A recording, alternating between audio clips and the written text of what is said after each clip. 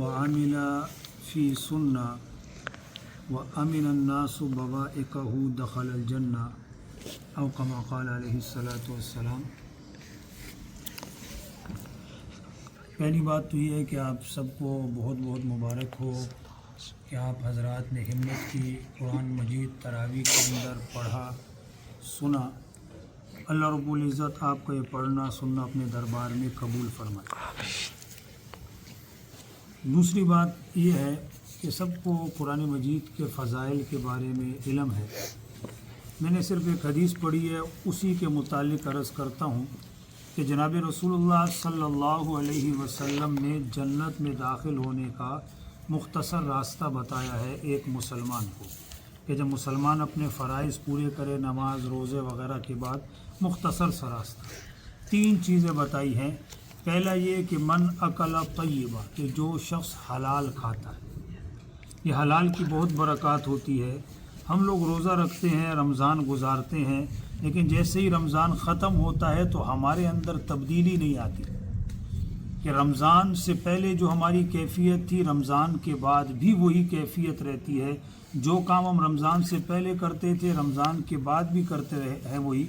تو روزہ ہمارے اندر تبدیلی پیدا نہیں کرتا۔ اس کی ایک بڑی وجہ یہ ہے کہ آقا نے کیا فرمایا، من اکل طیبہ، کہ جو حلال کھائے۔ ہمارا جو کھانا نہیں ہوتا اکثر وہ مشتبہ ہو جاتا ہے، اور حلال کھانے کی اتنی برکات ہیں۔ ویسے تو بے شمار حدیث کے اندر واقعات بھی ہیں، میں صرف دور حاضر کے ایک جو قریب گزرے ہیں مولانا مظفر حسین کاندیلوی رحمہ اللہ، ان کا ایک واقعہ صرف ذکر کرتا ہوں۔ مولانا مظفر حسین کاندیلوی رحمہ اللہ اپنے طالب علمی کے زمانے میں پڑھتے تھے، تو اس دور کے اندر یہ جو آموں کی بے ہے یہ شریعت کے مطابق نہیں ہوتی تھی۔ سالنوں کے اندر اسی آم کا اچار ڈلتا تھا، تو جب وہ کھانا کھاتے تھے صرف روٹی کھاتے تھے، صرف روٹی کھاتے تھے، سالن کا استعمال نہیں کرتے تھے۔ اور اس کی وجہ سے اللہ رب العزت نے پھر ان کو اتنا متقی بنایا اور ان کے اوپر اتنا اثر ہوا کہ وہ کوئی اگر حرام یا مشتبہ لقمہ غلطی سے بھی کھا لیتے فوراً الٹی ہو جاتی تھی۔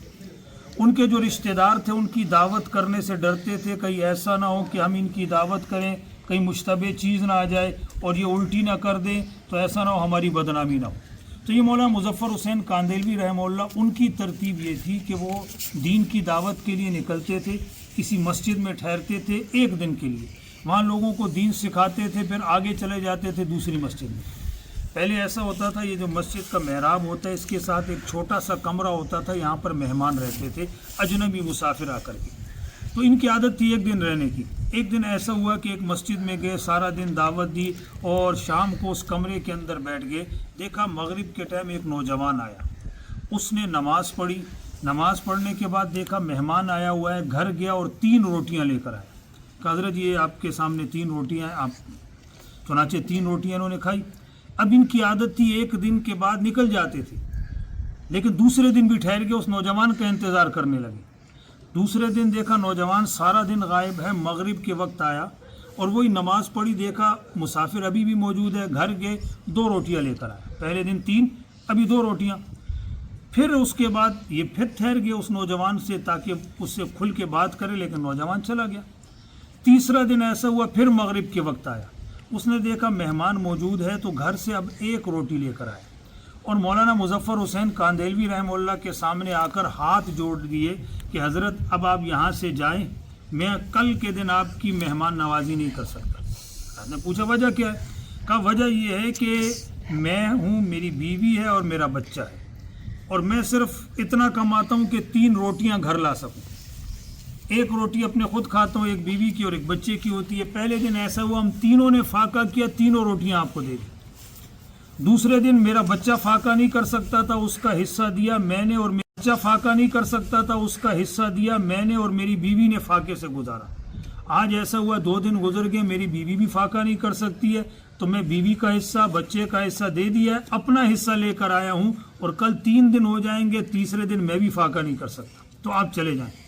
مولانا مظفر حسین کاندیلوی رحمہ اللہ کہنے لگے میری عادت نہیں ہے 1 دن سے زیادہ ٹھہرنے کی، لیکن میں 3 دن اس لیے ٹھہرا کہ پہلے دن جب تم کھانا لے کر آئے میں نے کھایا، اس کے اندر اتنی انوار و برکات تھی، جب رات کو سویا جناب رسول اللہ صلی اللہ علیہ وسلم کا دیدار ہوا، اور یہ کون کہہ رہے ہیں؟ وہ مولانا مظفر حسین کاندیلوی رحمہ اللہ کہ جن کے منہ میں مشتبہ لقمہ جاتا تھا وہ الٹی کر دیتے تھے، لیکن یہاں پر یہ شخص سارا دن کماتا تھا، حلال کمائی کرتا تھا، اس کے اندر اتنی انوار و برکات تھی کہ مولانا مظفر حسین کاندیلوی رحمہ اللہ اس کے گھر کی روٹی کھانے کے لیے 3 دن ٹھہرے۔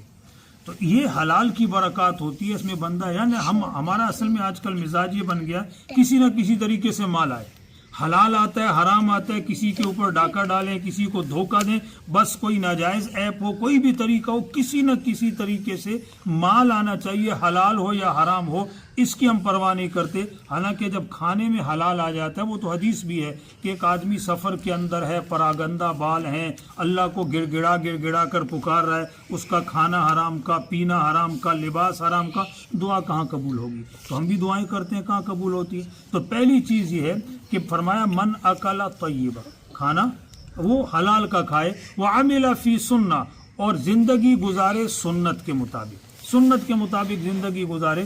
آج کل دیکھیے حضرت معاویہ رضی اللہ تعالیٰ عنہ، انہوں نے اماں جان عائشہ صدیقہ کو خط لکھا، مجھے نصیحت کیجیے اور مختصر کیجیے۔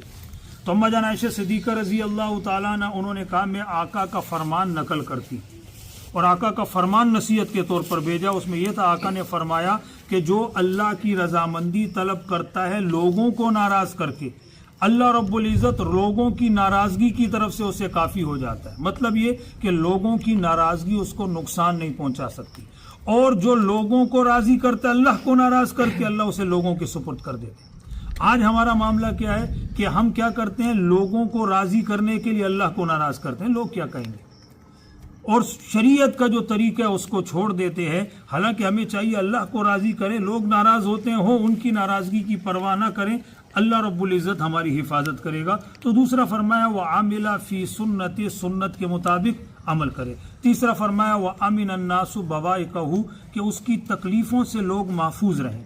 آج ہم چاہتے ہیں دوسروں کو تکلیف پہنچائے۔ دیکھیں ایک حدیث میں ہے، آقا سے پوچھا گیا، ایک عورت ہے، وہ نوافل کثرت سے، فرض نمازیں ہی پڑھتی ہے، نوافل بھی کثرت سے کرتی ہے، عبادات کثرت سے کرتی ہے، لیکن اس کے پڑوسی اس سے تنگ ہے۔ آقا نے فرمایا جہنم میں جائے گی۔ دوسری عورت کے بارے میں پوچھا گیا کہ وہ فرائض تو ادا کرتی ہے، نوافل زیادہ نہیں ادا کرتی، لیکن پڑوسی خوش ہیں۔ آقا نے فرمایا جنت میں جائے گی۔ اور ہمارا سب سے پہلے جھگڑا کس سے شروع ہوتا ہے؟ پڑوسیوں سے شروع ہوتا ہے، اور دور کی تو بہت دور کی بات ہے، پڑوسیوں سے ذرا سی بات پر اختلاف کہ اس کی یہ ٹہنی ہے شاخ ہمارے گھر کے اندر کیوں آ گئی، یہ کیوں کرتے ہیں، وہ فضول باتیں ہوتی ہیں، اور ذرا سی بات سے پڑوسیوں سے ہمارا جھگڑا ہوتا ہے۔ تو فرمایا کہ لوگ اس کی تکلیفوں سے محفوظ رہیں۔ دیکھیے حضرت عمر فاروق رضی اللہ تعالیٰ عنہ، آقا نے ان کو فرمایا کہ حجر اسود کا بوسہ دینا، حالانکہ حجر اسود کو یمین اللہ کہا گیا ہے کہ کوئی اس کا بوسہ دے اس کے گناہ جھڑ جاتے ہیں، لیکن آقا نے حضرت عمر فاروق سے فرمایا، نیک کام ہے، فرمایا کہ حجر اسود کا بوسہ نہ دینا، تم توانا بندے ہو، کہیں ایسا نہ ہو تمہاری وجہ سے کسی مسلمان کو دھکا لگ جائے، اس کو تکلیف پہنچے۔ حالانکہ جان بوجھ کر تو دھکا نہیں مارتے تھے نا، لیکن غیر اختیاری طور پر مسلمان کو تکلیف پہنچ رہی ہے تو کہا حجر اسود کا بوسہ دینے سے روک دیا، کہا استعلام کرو۔ تو جب نیک کاموں کے اندر یہ ہے تو گناہ کے کاموں میں تو بطریقہ اولا بچنا چاہیے۔ ہمارے ہاں شادی ہو، ہم گانا ویسے ہی حرام ہے، اور ہم اتنی اونچی آواز سے بجائیں کہ ہمارے پڑوسی وہ ساری رات نہ سو سکیں۔ تو بہرحال یہ 3 چیزیں آقا نے فرمائی، کہا جو حلال کھائے، سنت کے مطابق عمل کرے، لوگ اس کی تکلیفوں سے محفوظ رہیں، یہ 3 کام مسلمان کرے، فرمایا دخل الجنہ۔ اور اگر ہم اپنے گریبانوں میں جھانک کر دیکھیں، ہمارے روزے کے اندر یہ تینوں کام نہیں ہیں۔ حالانکہ کیا فرمایا گیا، کسی کا اگر روزہ کوئی لڑائی کرنے کے لیے آ رہا ہے تو کیا کرے؟ بھائی میرا روزہ ہے، میں لڑتا نہیں ہوں۔ اور آج ہم کیا ہوتے ہیں، پہلے سے تیار بیٹھے ہوتے ہیں کہ کوئی ذرا سا گزرے ہم شروع ہو جائیں، تمہیں پتہ نہیں ہے میرا روزہ ہے۔ بالکل الٹی تعلیمات ہیں۔ اس لیے ہمیں چاہیے کہ جتنے دن رہ گئے اس کے اندر اپنے گریبانوں میں جھانکے، غور و فکر کریں، تاکہ اللہ رب العزت ہمارے اس رمضان کو قبول کرے اور ہمیں جہنم سے آزاد کر دے۔ اللہ رب العزت مجھے آپ کو سمجھنے کی توفیق۔